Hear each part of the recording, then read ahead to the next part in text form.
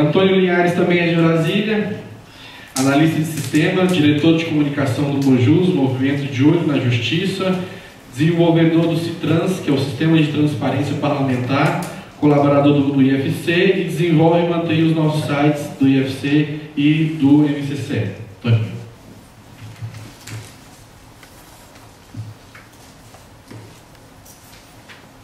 Está atrapalhando, faz mal tempo no seu. Pessoal, vamos lá, vou distrair um pouco, senhores. Peço que todos levantem, por favor. Vamos esticar um pouco as pernas, tem gente cochilando.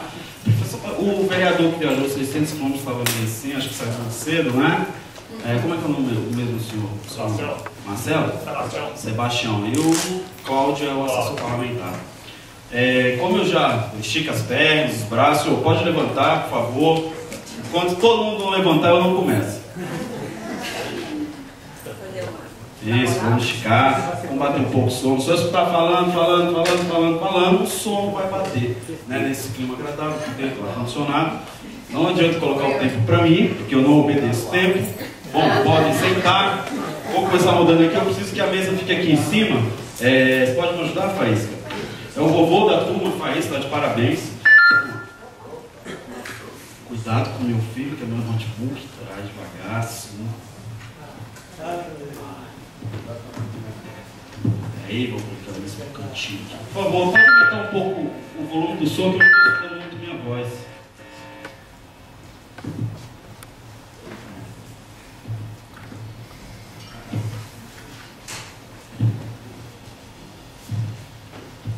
Pronto. O notebook aqui está atrapalhando alguém para visualizar? Deixa eu tirar, eu também vou ficar à vontade, que já está calor.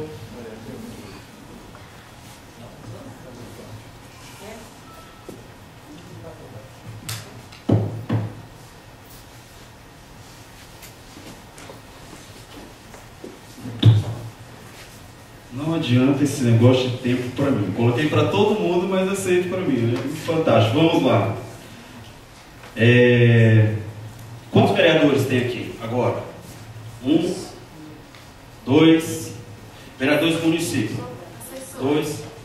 Representando algum vereador? Qual? Flávio. Aqueles outros que saíram tinham...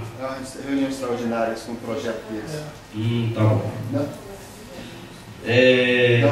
Toninho, deixa uma coisa. A vereadora Vera justificou que essa programação ela é membro da AMAS, ela justificou a mesa da Câmara que ficaria dando apoio para a gente. É isso que eu faço. Acho que esse evento está sendo divulgado não ontem, semana passada, semana retrasada, já tem algum tempo. Então acho que caberia ao vereador, como oportunidade dessas, fazer um esforço e tentar participar ou enviar um representante, como foi o caso ali da senhora. Então, eu queria que aumentasse um pouquinho, Diego, que eu não estou escutando aqui, está difícil falar. Aqui embaixo dá, mas aqui em cima está difícil.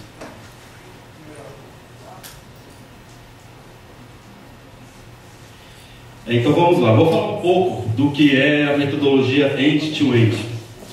Quem me ensinou essa metodologia foi o professor Carlos Afonso. É um mestre na internet e entre os outros afazeres. Então, a metodologia end-to-end, ela fala end-to-end, ela fala exatamente sobre o que é ser ponta a ponta. Como eu vou falar aqui sobre transparência parlamentar, um pouco sobre o movimento de olho na justiça, do qual eu faço parte, e um pouco sobre as outras questões, eu vou dizer tentar explicar um pouco para vocês o que pode ser dito como metodologia end-to-end, ponta a ponta. Transparência parlamentar, numa ponta está a sociedade, a comunidade que o elege, na outra ponta está o vereador, o deputado, o senador. Vou tratar sobre legislativo. Então, no momento, eu acho que eu faço uma análise geral e vejo que o interesse da comunidade é esse. Quase com preguiça até de colocar o travesseiro na cama. Melhor colocar uma cordinha e deixar o travesseiro amarrado à cabeça. Então, olha só. A comunidade, pelo que nós percebemos aqui, São João del Rei tem 85 mil habitantes. Hoje eu fiz uma conta aqui, fiz uma análise, vamos ver, temos 50 pessoas. Então, se formos analisar, nós temos aqui, representando o município, 0,05 da população que vive aqui na cidade, né? Vocês são cidadãos privilegiados, estão aqui participando do evento, mas os outros quase que é uma sensação de pena por não estar aqui lutando pelo próprio sucesso do município para o futuro, seus filhos e netos. Então, se o nível de interesse da comunidade estar assim, ela ainda deita, a comunidade fica deitada em berço esplêndido dessa forma. Vamos ver o que acontece se a comunidade se interpreta dessa forma. Primeiro, me desculpas, estou gripado, cansado, sono, e isso tudo acho que é um reflexo da nossa viagem. Nós saímos de Brasília, aí deram a ideia. Vamos para Januária, mas vamos para Montes Claros. Eu disse, gente, não tem cabimento, Montes Claros não tem quase 800 km de estrada. Vamos passar quase 11 horas na estrada. Aí eu levantei a mão, posso dar uma opinião? Eu conheço uma estrada, que eu já fui para lá e sei que é boa, dá para nós ir. Essa estrada é estrada de chão. Aí nós cortaríamos aí quase 300 km de distância indo ali por Arinos, para quem conhece. Só que aí, né, tem choveu, buraco, Fiat Uno 1.0, foi o que a gente conseguiu para vir, né? Fiat Uno 1.0, se ligar o ar-condicionado, o carro não vai andar. Ladeira como aqui, mas de chão, cascalho, buraco e lama. Com isso a viagem quase demorou a mesma coisa, cansamos o dobro, se tivesse vindo, eu pelo menos estou assim até agora. E aí, desculpe se eu parar um pouco, tomar uma água, porque está difícil, você sabe que eu tive que ir lá no hotel, tomei um banho rapidinho para poder voltar. Então vamos lá. Então a sociedade, essa aqui foi uma pesquisa que o Edmilson me disse ontem, o Correio me entregou ontem, o AIR me entregou, eu corri para tentar fazer alguma coisa com ela. Nós temos um scanner portátil lá, o Faísca, o homem da informática. Peguei, Faísca, me dá seu scanner que eu vou escanear algumas coisas e vou tentar montar aqui para mostrar como está a nossa comunidade no combate e fiscalização parlamentar. Então o que é isso aqui?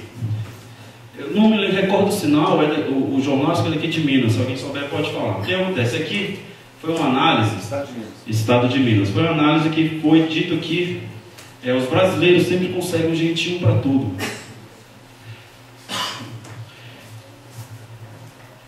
Como é feito? Eu estou aqui, eu vou cobrar do vereador. Vereador, o senhor é corrupto, o senhor rouba. O senhor não rouba, mas não faz. O senhor diz que faz, mas não faz. O senhor usa o microfone, o palanque para falar alguma coisa, mas não faz. Vem e faz seus discursos e vai embora. Não vejo um trabalho concreto do senhor. Então olha lá, aí vamos olhar para dentro de nós. Olha só, 72% atravessou a rua fora da faixa de pedestre. 60% comprou o CD ou DVD pirata. 34% faz barulho capaz de incomodar seus vizinhos. 22% estacionou em local proibido. 18% jogou lixo em local proibido. 14% dirigiu depois de bebida alcoólica. Usou carteira de estudante para pagar minha entrada. Isso, desculpa, eu faço muito. Fumou em local proibido. Deu dinheiro a um policial, funcionário público para evitar ser multado. Levou itens baratos de uma loja sem pagar. Então vamos fazer uma análise. Bom, estamos cobrando do vereador ou do parlamentar, e eu aposto que aqui, se tiver uma pessoa que não cometeu um desses deslizes, que atire a primeira pedra. Claro. Então vamos analisar bem. Claro, é muito difícil cobrar em algumas situações a gente mesmo, né? Eu adoro e sou fã de um artista fenomenal chamado Ney Matogrosso. Mas em Mato Grosso tem um CD dele chamado que tem uma música que eu adoro muito, que é a música da banana. Algumas pessoas riem pra caramba com os cursos, mas é uma música fantástica para quem entende. Só que o DVD nem Mato Grosso custa a partir de R$50. O meu salário não dá para comprar um DVD de R$50. Eu tenho um filho, sou divorciado, tenho uma namorada, moro com os pais, então ajudo, sustento a casa do meu pai, da minha mãe, ainda ajudo minha namorada, ainda sustento meu filho. Então não posso destacar R$50 para comprar um DVD. Vou à feira, vai ter esse DVD por R$5. Automaticamente, tá, a culpa é minha de comprar um DVD de R$5? Não.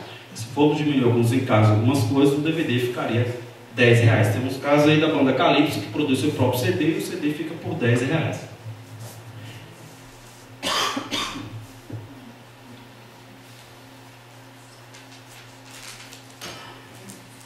Bom, olha só o que isso ocorre nos nossos parlamentares.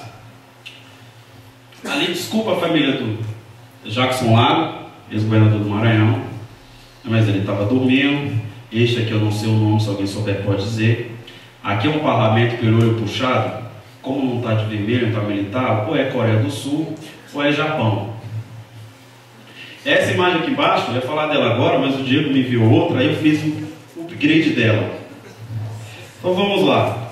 Se eu sou cidadão, eu não faço nada, eu conjuguei o verbo. Presente indicativo, eu.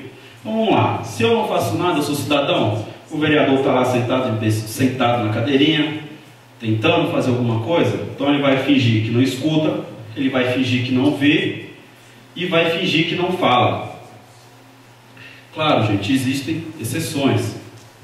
Não estou generalizando. Essa é uma frase muito legal para quem quiser ler. Max é um colaborador lá do IFC, do Adote Você e tal.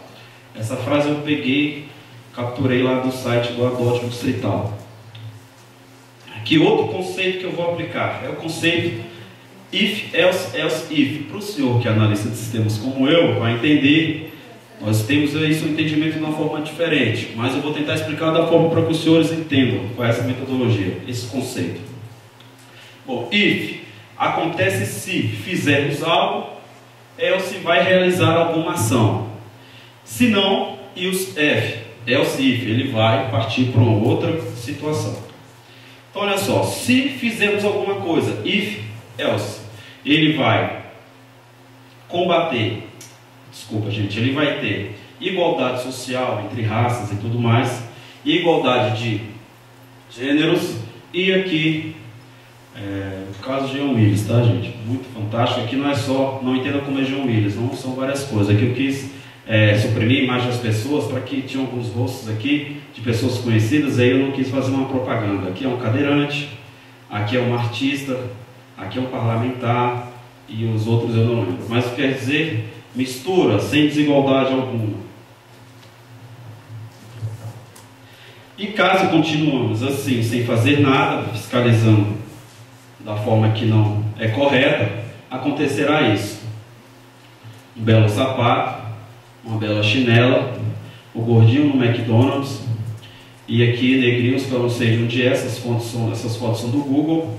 E essa imagem aqui é muito importante para quem via a última novela, Avenida Brasil, que eu gostava muito, não sou ver novela, mas eu gostava muito, via que sempre aparecia esse prédio. Mas na imagem só aparecia um prédio com a varanda. Parece que aqui eles jogavam alguma coisa, não existia essa favela aqui do lado. Essa foto é real, mas a Rede Globo mostrava somente aqui. Então, com o nosso descuido, nascem as desigualdades sociais. Aqui em São João del Rei encontrei uma mesma coisa de Diamantina, que eu fiquei bastante impressionado. Sobre a desigualdade social daqui de Diamantina. Eu queria mostrar, eu fui buscar riqueza Diamantina, que é alguma pousada que tem aqui, eu não lembro o nome. E aqui eu queria retratar a pobreza Diamantina. Aí eu fui buscar sempre minha fonte no Google, né, porque eu não encontrei pobreza Diamantina pela internet, que é a fonte qual eu busco, eu acredito que a maioria das pessoas buscam. Aí eu vou dizer, aí eu citei lá, por favor, procurar o DOI-CODE e Google. DOI-CODE, para quem não sabe, eu não sabia, mas perguntei meu amigo Faísca, que já é idoso, está aí na vida batutando há muito tempo. Aí ele, o DOI-CODE, sim, mas eu queria saber o significado. Então eu busquei lá no Google qual o significado. Então se tiver alguma coisa aqui que não é, alguém diga. DOI-CODE faz, pelo que você me disse, era atuante nos anos de chumbo, na ditadura militar, correto? Então o que era o DOI-CODE? Destacamento de operações de informações, centro de operações de defesa interna. Era um destacamento interno com premissas de combater internamente inimigos que supostamente ameaçariam a segurança nacional. Por que eu disse isso? Vou mostrar aqui para vocês, rapidinho. Um momentinho. Vamos lá. Eu fui lá em São João del Rei, vou ficar abaixado que vocês vão vendo. Hoje. Não, aqui eu estou no site São João del Rei. Então eu fui lá no Google e pesquisei São João del Rei. Aí eu fui lá. Digamos que eu sou turista, estou lá fora e procurando São João del Rei. Até agora eu só vi coisas maravilhosas. Eu ouvi, cidade é maravilhosa, eu vou mudar para cá, vou morar aqui, porque aqui não tem pobreza, tem desigualdade, só tem gente rica, locais maravilhosos, vocês podem ver, não vi pobreza. Então o Doicote está agindo aqui, não deixou mostrar a pobreza. Nada de ruim. Aí eu apelei, eu falei, então, São João del Rei pobreza. Apareceu o Lula, claro, o Papa renunciou, aí veio o Aécio Neves. Continuei procurando, vi um menino que não tem nada a ver, senhora, desculpe, eu não sei quem é, mas se alguém puder dizer. Então, veio aqui de novo o PT. Então, aqui não veio nada. Vamos para o próximo. Aí eu apelei mesmo, eu fui lá, São João del Rei miséria. Aí continuei descendo, não vi nada. Falei, tá, o Doicote realmente age aqui. Aí eu botei carnaval, aí veio tudo que é de carnaval, que é o que eu viria para a cidade. Falei, pronto, então não sairei mais de São João del Rei. Essa cidade simplesmente é fantástica. Daqui eu não vou embora.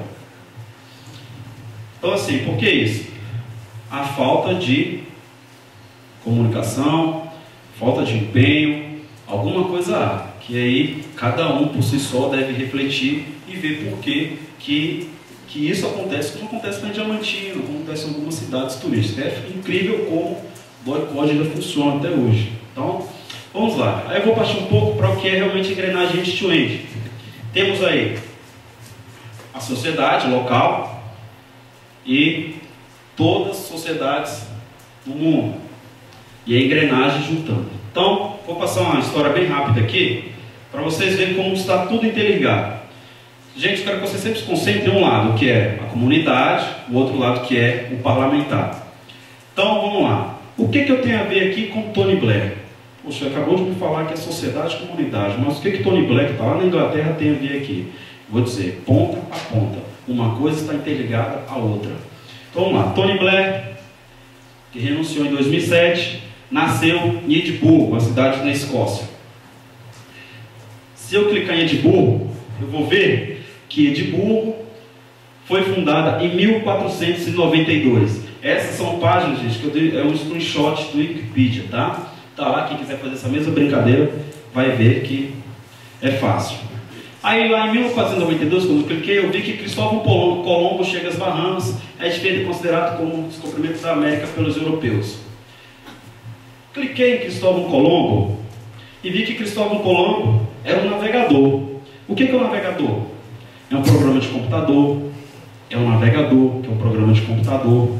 Ótimo, legal. Cliquei em programa de computador. Aí eu apareci lá no site do programa de computador, que também tem lá programa. Navegador, programa. Então lá tem um programa que é o álbum de Lulu Santos. Bom, Lulu Santos tem esse álbum, lançou em 2002. Aliás, eu não vou dizer que é fantástico, vou repetir a história para o pessoal que já escutou. Logo quando eu casei, em 2006, o casamento é a festa maravilhosa. Para mim, a minha experiência foi o melhor dia da minha vida. O restante não foi, antes também não foi. A festa é o melhor. Então, eu, querendo me passar por uma pessoa muito intelectual, para minha atual esposa, para minha noiva, fui lá na minha irmã, que era fã incondicional do Lulu Santos, peguei uma coletânea dela, completa do Lulu Santos. Falei, essa capa desse CD eu vou colocar na estante, na cara, para quando estiver em casa ela pensa assim, poxa, Toninho intelectual, Toninho escuta Lulu Santos, é uma pessoa que está à frente. Daí, um certo dia, aliás eu perdi, tá, essa coletânea do Lulu Santos, até hoje minha irmã procura saber quem foi que pegou, meus amigos não vai dizer. Então, aí um dia ela pegou o CD do Lulu Santos, botou na estante, no som, e aí começou a passar. E ela lá cantando, eu sabia mais música que eu, falando, vamos cantar, vamos se divertir. Eu, não, já bebi demais, não estou a fim de cantar. Ela canta com uma música, aí quando começou a outra música famosa dele, como eu não gosto dele, não sei nem cantar, mas é uma música que alguns artistas fazem uma comédia muito grande com ela. Então, voltando ao tema, Lulu Santos, se eu clicar em Lulu Santos, eu vou lá ver que o Lulu Santos montou uma banda, à época inspirada nos Beatles, ele também é fã dos Beatles. Aí eu fui lá e cliquei em Beatles. Aí eu vi que os Beatles era do Reino Unido e tal, deu o seu primeiro single Love Me Do. E Quando eu cliquei lá em Reino Unido, apareceu lá embaixo Tony Blair. Quando eu cliquei em Tony Blair, eu vi, tá lá, Tony Blair nasceu em Edimburgo e em 2007 pediu renúncia. Então, para que isso? Nós fizemos uma viagem de quase 600 anos. Quer dizer, tudo continua interligado uma coisa à outra. Então vamos lá, vou atentar um pouco sobre o tema transparência parlamentar. Transparência deve ser a obrigação de todo parlamentar. Em um sistema político onde o cidadão tem poucas chances de participar politicamente de alguma decisão que não vota, pressupõe-se que o parlamentar nos representa.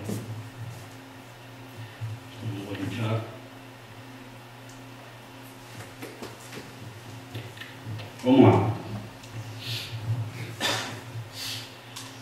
Eu selecionei aqui 5 itens, né? Acho que aqui vem o básico de que é uma transparência de um parlamentar. Ética, todo aqui eu retirei o significado básico do Wikipedia, é a baixa filosofia dedicada aos estudos, valores morais e princípios ideais do comportamento humano. Fiscalização, que é examinar, vigiar, censurar. Controle social do mandato, é o controle exercido pela sociedade sobre o governo. Por meio do controle social, a sociedade envolvida no exercício da reflexão e discussão para a priorização de problemáticas que afetam a vida coletiva. Lisura nas informações, que é a franqueza, sinceridade, honestidade, boa-fé, honradez, lisura de comportamento.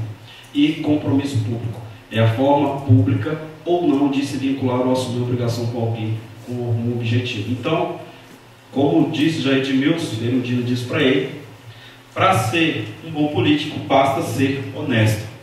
Não tem outra coisa. Então, vou citar um pouquinho o papel do Legislativo. Nós vamos poder estabelecer pela Constituição Brasileira, cada poder legislativo entre as atribuições, a elaboração de leis e fiscalização, tarará, tarará. Isso aqui, como eu vou disponibilizar para vocês, também está acesso. Isso aqui eu capturei pelo site Transparência Brasil, vocês podem ter acesso lá. E também vou disponibilizar a minha apresentação para vocês. Então, dentre eles, qual o principal papel do Legislativo? Que muitas pessoas confundem muito. Eu acho que o Legislativo é aquele que inaugura iluminação pública, o que faz asfaltamento, o que realiza esses tipos de troca com o eleitor.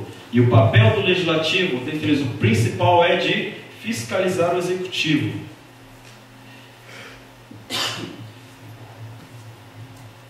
Como fiscalizar? Um exemplo, principalmente para os vereadores que estão aqui, para a sociedade que pode acompanhar, são esses. Denúncias de vereadores. Aqui, no caso, acusou o prefeito de nomear vários parentes e manter servidores fantasmas. De baixo, o vereador denuncia a prefeitura por trabalho análogo à escravidão. Vou citar este aqui, ficou muito conhecido na internet, que é o caso do dia que o prefeito inaugurou o orelhão. Aí muitas pessoas gostam, né, de fazer o seguinte: poxa, tem uma postagem lá, qual o título Arnaldo Jabbour, como que escreveu aquela frase. Eu estou lá no Facebook, já contei a história em januário, eu vou repetir aqui. Eu vi uma história legal, vou lá e vou compartilhar. Virei um intelectual, compartilhei coisa do Arnaldo Jabbour, que na maioria das vezes nem é dele. Pessoas escrevem texto, titulam como autor da frase, vou lá e pego. Aí eu compartilho uma postagem do Arnaldo Jabbour. A partir daquele momento eu virei pessoa intelectual, inteligente, daqui a pouco aí eu me inspiro, vou lá procurar alguma coisa de Gandhi, compartilho alguma história sobre o Mahatma Gandhi, e daqui a pouco vai, Luther King e assim. Então o que acontece aqui? Muitas pessoas eu vi sério compartilhando isso aqui na internet de uma forma engraçada. Poxa, olha só, aí eu até compartilhei na época que eu não sabia do que se tratava, né? Facebook é assim, uma coisa inútil e útil ao mesmo tempo. Algumas pessoas usam de uma forma útil, que é o caso do meu amigo Diego, outras pessoas usam de forma inútil. Então, o que é que isso aqui, eu vou contar um pouco dessa história aqui, tá? Porque o máximo que eu pude me informar. Aqui é uma comunidade rural que aguardava durante muitos anos a inauguração desse orelhão. Para poder o quê? Para poder ter contato com a cidade, solicitar atendimento médico de urgência. E o que acontecia? Eles esperavam com esse orelhão por praticamente 28 anos. E aí foi inaugurado. Então, por que o motivo da festa?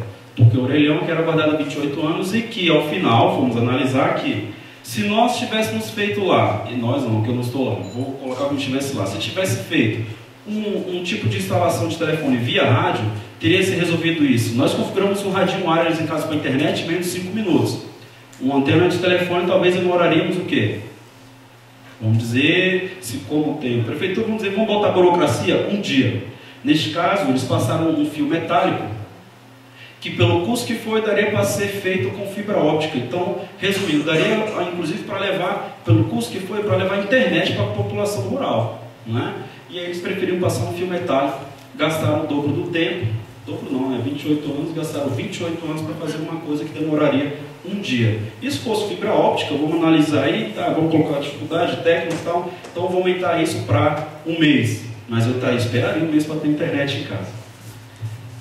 Só que nós já vemos que essa prática já é antiga, de inaugurar o orelhão. Esse aí eu não lembro o ano, não sei onde é que é, mas vemos que ali atrás tem uma criança super atenciosa, que ela vai conseguir falar agora com alguém no mundo, um microfone que alguém fez um discurso, e aqui atrás todo mundo observando com atenção a inauguração do orelhão. Essa foto não sei de quanto que é, eu retirei ela do Google.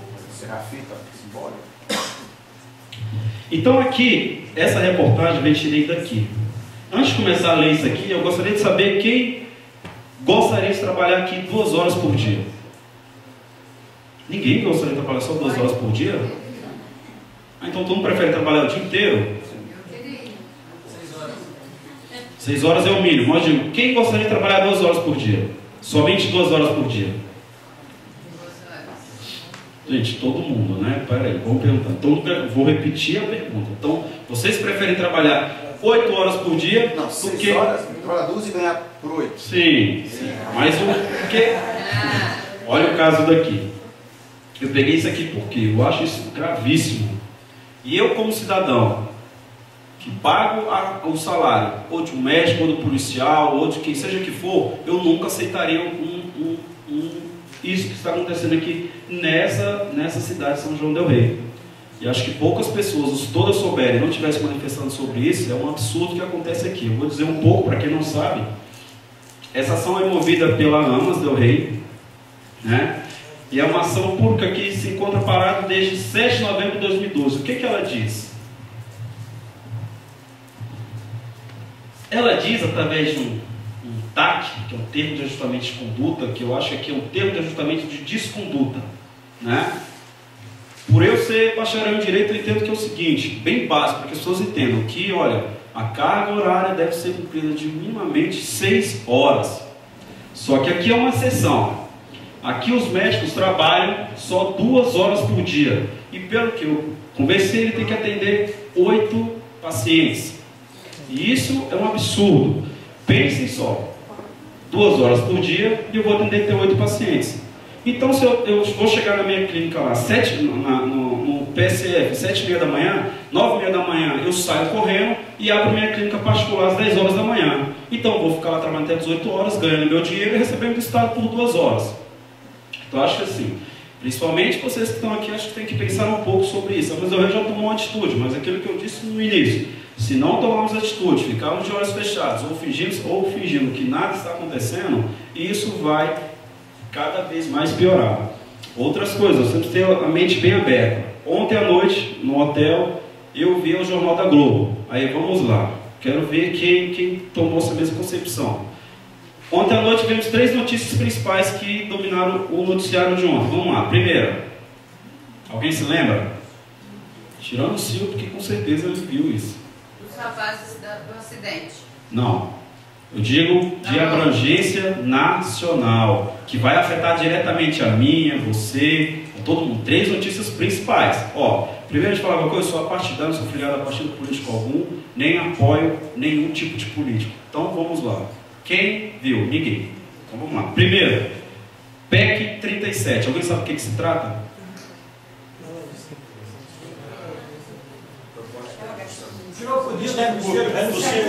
Isso. O que acontece? Cada vez mais as forças para que essa PEC, Projeto de Emenda Constitucional, seja aprovada, aumenta mais. O que nós estamos fazendo para combater isso? Nada. Isso. O que algumas pessoas fazem? Vai lá e vê no Facebook o que eu acabei de dizer, clique e compartilha. E ali a ideia fica. A PEC 37 compartilhou. Meu amigo que não sabe nem o que é PEC 37. O que é isso? Vai passar, mais uma vez, batido. Como eu já disse aqui, contei em Januário. Ainda faltam 2. Lá em Januário eu contei uma história do seguinte. Em Brasília, fomos protestar para retirar Renan Calheiros, fomos lá para o Congresso Nacional, conseguimos juntar uma turma enorme de 20 pessoas. Aí uma turma de jovens se concentraram em frente ao Congresso Nacional, um grupo de 2.000 jovens, para fazer o quê? Harlem Shake. Então observe só com a mentalidade do jovem Estado. O Diego capitaneou isso lá com as pessoas para que protestasse quanto à posse de Renan Calheiros como presidente do Congresso Nacional, do Senado. E para fazer uma brincadeira idiota, uma coisa que as pessoas acham que vai trazer alguma influência na vida, que é o Harlem Shake, uma dança inventada há vários anos atrás, que agora foi aprimorada, para os jovens ficar dançando e fazer aquilo lá. E o mundo inteiro está fazendo aquilo.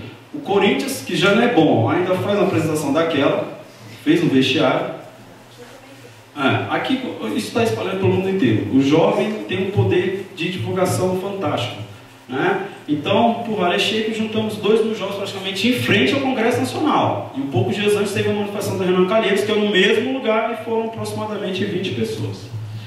Segundo, qual era o segundo que apareceu no Jornal da Globo? Quem lembra? Quem sabe? O ex-senador lá que foi, esqueci o nome dele agora, ele é promotor de justiça e está ocupando o cargo, embora ele esteja...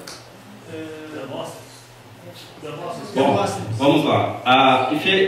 Isso é um tema, mas o que eu disse não é esse. Vamos lá. Isso realmente já virou, né? Infelizmente tem que respeitar o rito processual. Então, é revoltante, mas tem que ser obedecido daquela forma. Qual foi o segundo? Não, vamos lá, gente. Então eu vou sintetizar para a gente dar continuidade. Qual foi o segundo? Primeiro, quem está acompanhando a PEC do STF que tira poderes do Supremo Tribunal Federal. Basicamente a proposta é essa, né? Quer dizer, o Congresso Nacional vai ter o poder de homologar, né, praticamente. Homologar não, de cancelar decisões do Supremo Tribunal Federal. E o que significa, gente?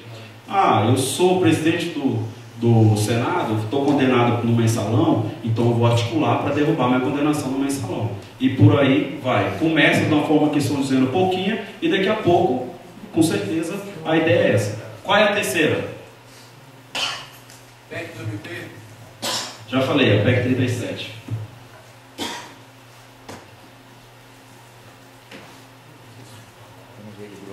Eu falei hoje, lá no restaurante. PEC 37, a PEC do Supremo e a outra.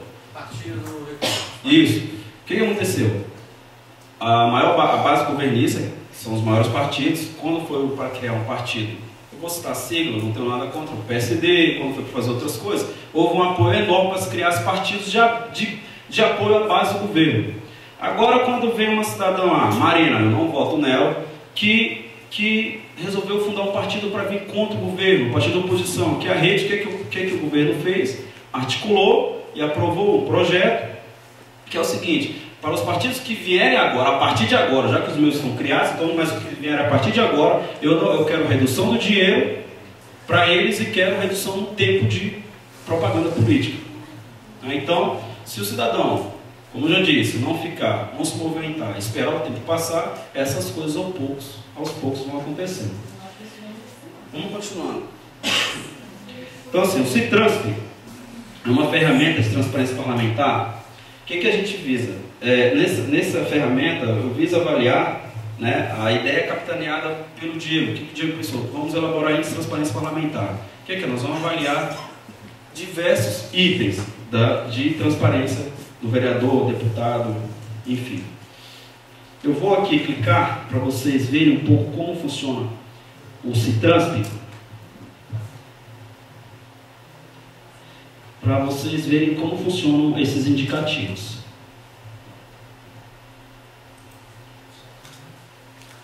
Vou passar um pouco essa parte aqui, porque não interessa. Bom, vamos tratar aqui de índice de transparência parlamentar. Então nós temos basicamente aqui 34 índices. Nós baseamos esses índices nos deputados do Distrito Federal, que são 24. Então ali tem diversos itens. Deve estar um pouco difícil para ler, mas eu vou ler uns 3 só. Prestação de contas das verbas indenizatórias, participações de decorrência em comissões, ações de seu mandato contra a fiscalização, promessas de campanha, o que já foi executado, o que não foi executado. Então, tudo isso nós colocamos como os indicadores de transparência parlamentar. Não estou de olho nessa hora, não adianta. Mas já está acabando, pessoal. Vamos lá. Aqui foi uma análise que o Adote Distrital fez com todos os deputados da casa. Ao final eu vou passar uma reportagem, por isso que eu vou ser bem simples aqui, porque ela vai falar a mesma coisa. Aqui foi dizendo o simples. A média da casa foi de 2,1. Né? Então estaria a casa reprovada. E só 2 deputados que ficaram a média de cima de 5, que é como a escola pública hoje aprova. O corregedor da casa à época ficou com 0,3, o presidente ficou com 1,3. Isso vai de 0 a 10. Então qual é a ideia do Citransp? O parlamentar que ficou mais bem avaliado, lá em cima ele usa aquilo como propaganda, é bom para ele, é bom para a comunidade. Isso aqui é bem interessante. Vou seguir aqui mostrando o outro. É um vídeo que eu vou passar no final. Vou falar aqui um pouco do sistema. Essa ferramenta ela baseia da seguinte forma. O assessor administrador no gabinete do parlamentar, ele acessa um endereço específico. Lá ele vai informar um login, uma senha. Lá o próprio assessor administrador vai entrar no sistema e vai ver que os dados que houverem lá, ele vai informar se houve custo de combustível, ele vai informar que houve custo e vai fazer um upload na nota fiscal.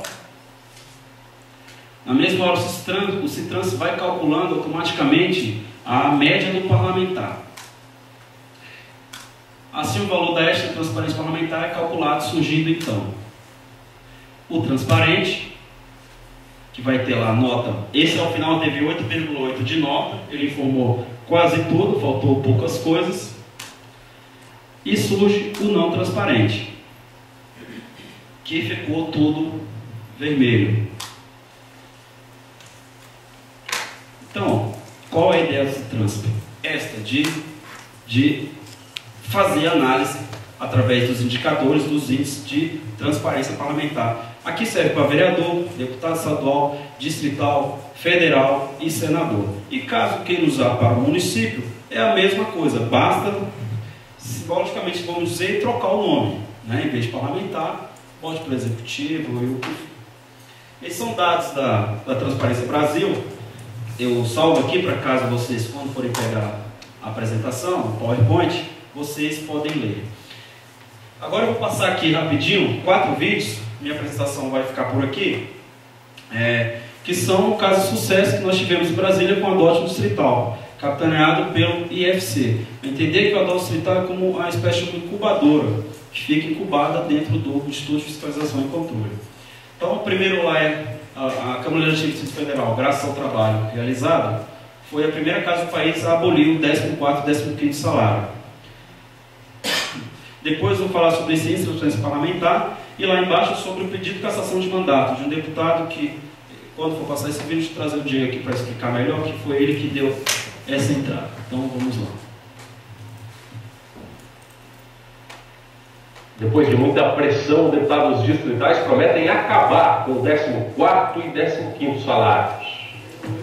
A reunião era para ser só dos 5 líderes dos blocos partidários, que representam os 24 deputados, mas com o tema de interesse próprio, outros apareceram para opinar. A discussão foi a portas fechadas e acalorada. Integrantes do movimento Adote um Distrital acompanhavam do lado de fora. Nos últimos 2 dias, houve grande mobilização popular pela internet. Achamos que é uma imoralidade pública um deputado distrital e também federal receber 15 salários, enquanto toda a população de trabalhadores recebe apenas 13. Está numa lei distrital. Os 14º e 15º salários caem automaticamente na conta dos deputados, um no começo, outro no fim do ano. R$20 mil cada. Mas eles não são obrigados a aceitar o dinheiro. 7 nunca receberam nesta legislatura. Depois da repercussão negativa dos últimos dias, outros 6 também abriram mão. Os últimos foram Washington Mesquita, Liliane Roriz, Paulo Roriz, Chico Vigilante, Celina Leão e Eliana Pedrosa. Outros anunciaram que fariam o mesmo. Era uma estratégia. Não receber daqui para frente, mas também não colocar o projeto que extingue o pagamento de vez em votação. Ideia removida porque a repercussão ia ser pior. Os deputados resolveram apreciar o projeto com urgência. Nenhum parlamentar foi contrário à votação, seja do fim do 14º e 15º, ou mesmo quanto à questão da percepção salarial pelo Poder Legislativo. O texto acaba de ser aprovado em 2 comissões iniciais. Depois de muita pressão, deputados distritais. Agora, gente, é sobre transparência parlamentar. Um projeto adote. O distrital fez uma pesquisa dos gastos dos deputados para avaliar a transparência no uso do dinheiro público. E o resultado não foi bom, não. Se a Câmara Legislativa fosse uma escola, estariam quase todos praticamente reprovados. Num teste de 0 a 10, a nota média foi de 2,5. A pesquisa levou 3 meses para ser concluída e avaliou 32 quesitos. Se o deputado tivesse divulgado as informações completas sobre cada item avaliado, ganhava 1 ponto. Se elas fossem parciais, meio ponto. E se não houvesse nenhuma informação, o parlamentar não pontuava. E o resultado foi preocupante. A média geral da casa foi de apenas 2,5 pontos. É preocupante principalmente porque nós fizemos o primeiro levantamento e mostramos para ele, e eles tiveram prazo de 110 dias para melhorar essa transparência que nós queremos dele. Dos 24 deputados, apenas 2 tiveram mais de 5 pontos. Foram eles Cláudio Abrantes, do PPS, e Joy Vale, do PSB. Na outra ponta da lista, aparecem os deputados Paulo Roriz, do DEM, e Siqueira Campos, do PSC, que é o corregedor da Câmara, mas nem site tem. Entre os menos transparentes, segundo o levantamento, também está o presidente da Câmara Legislativa, o Patrício, do PT. Nós precisamos saber, uma Câmara cara, nós precisamos saber onde estão indo os nossos impostos. Tem deputado que, quando a gente clica assim, no site dele, no índice de transparência, está em branco. Mais do que falta de transparência, os números revelam ainda que os deputados não se preocupam em passar informações aos seus eleitores.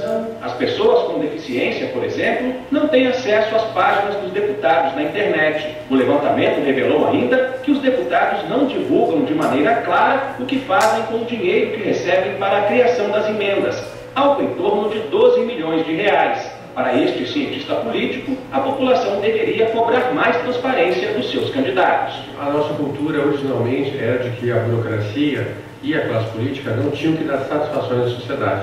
Então esse tipo de cultura permaneceu ao longo do tempo.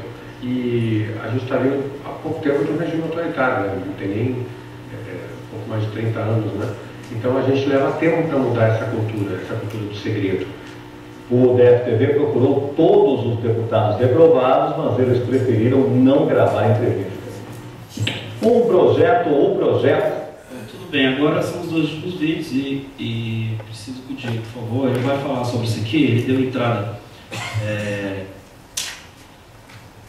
para a casação desse deputado, então ele tem mais detalhes.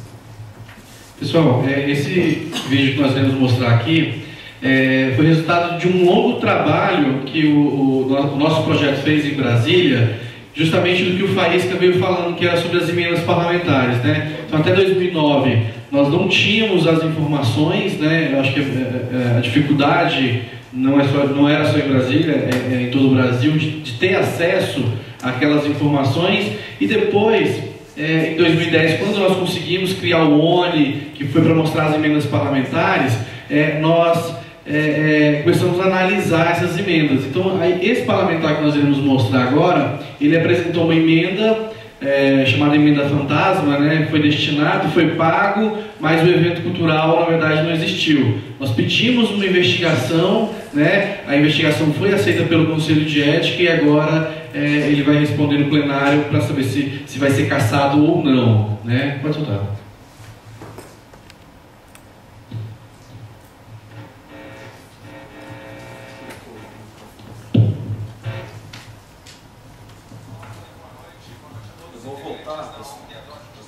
A Uniadote, o distrital, acaba de pedir a abertura de processo disciplinar por quebra de decoro parlamentar contra o deputado Rádio Massu. Fred Ferreira, boa noite. Olá, Antônio, boa noite. boa noite a todos. Os integrantes da ONG Adote o Distrital querem evitar que a Operação Mangona caia no esquecimento aqui na Câmara Legislativa. Por isso, entraram no fim da tarde com um pedido para que o deputado Raad Massu seja investigado. O deputado voltou à Câmara Legislativa depois de deixar a Secretaria de Micro e Pequena Empresa na semana passada, quando teve o gabinete e a casa dele vasculhados pela Polícia Civil, que investiga suposto desvio de verbas de emendas parlamentares para eventos culturais e esportivos. Vale lembrar que esse pedido tem que ser analisado por um corregedor, mas este cargo está vago e não há prazo para a nomeação de um parlamentar. A Câmara Legislativa entra em recesso daqui a uma semana. A sociedade brasiliense está cansada de assistir escândalo e a Comissão de Decoro Parlamentar, ela nem abrir processo ou se abrir, engavetar. Então nós queremos que ela abra e que ela investigue, não só ele, mas também todos os outros que tiverem procedimentos da mesma forma. Agora é o resultado dessa entrada que o Diego proferiu.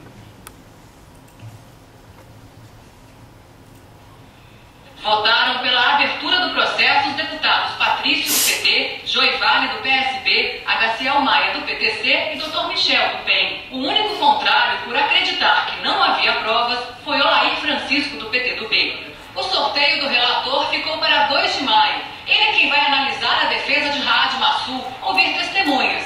Esse relatório deve ser votado pela Comissão de Ética em até 90 dias. O caso pode ser arquivado ou encaminhado para votação em plenário. Para o mandato ser cassado, são necessários os votos de 13 dos 24 deputados. Raad Massu foi denunciado pelo Ministério Público por lavagem de dinheiro, contratação ilegal e peculato, usar cargo público em proveito próprio. Ele é suspeito de participar de um suposto esquema de desvio de verba pública por meio de emenda parlamentar. O Conselho Especial de Justiça ainda vai analisar se aceita a denúncia para que Raad vire réu numa ação penal. O parlamentar se declara inocente. A defesa de Raad, do PPL, diz que isso... Pessoal, era isso. Coloco à disposição. Alguém tiver alguma dúvida depois, só me procurar. Obrigado.